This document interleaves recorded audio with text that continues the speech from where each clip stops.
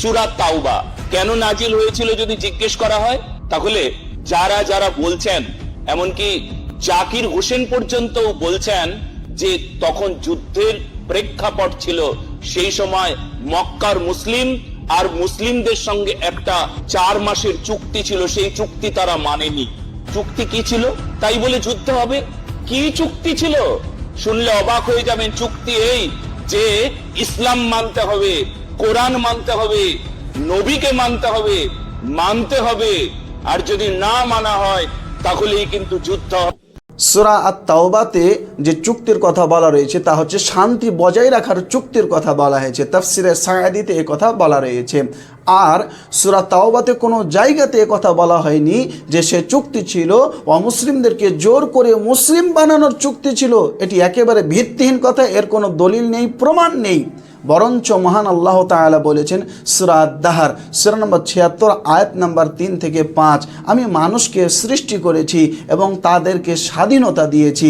যারা আমার শরীয়তকে অনুসরণ করে চলবে তাদের জন্য পুরস্কার রয়েছে পরকালে, আর যারা আমার শরীয়তকে অনুসরণ করে চলবে না তাদের জন্য রয়েছে পরকালে শাস্তি।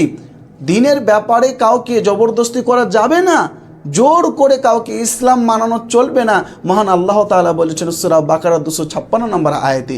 অত্র আয়াতটি নাজিল হওয়ার, অবতীর্ণ হওয়ার কারণ কি জানেন?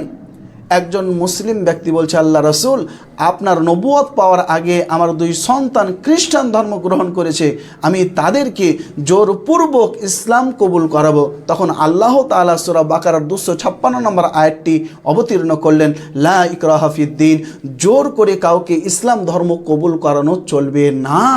আল্লাহ তাআলা বলেন সূরা গাসিয়া 88 নম্বর সূরা আয়াত নম্বর 22, লাস্তা আলাইহিম বিমুসাইতির, আপনাকে দারোগা করে পাঠানো হয়নি যে আপনি মানুষকে জোরপূর্বক ইসলাম ধর্ম কবুল করাবেন।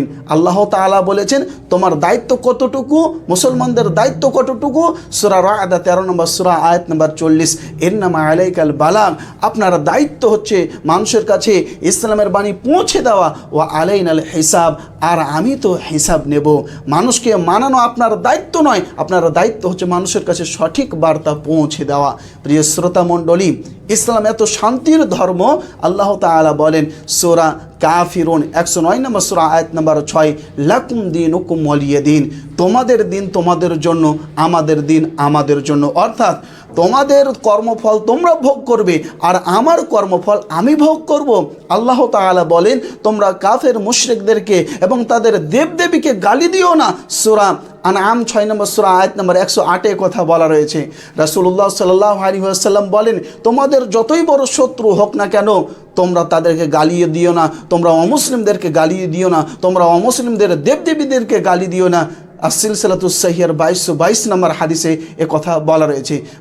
প্রিয় শ্রোতা মণ্ডলী, কোরআন মাজিদে এবং হাদিসে কোনো জায়গাতে মানব বিরোধী কথা লেখা নেই।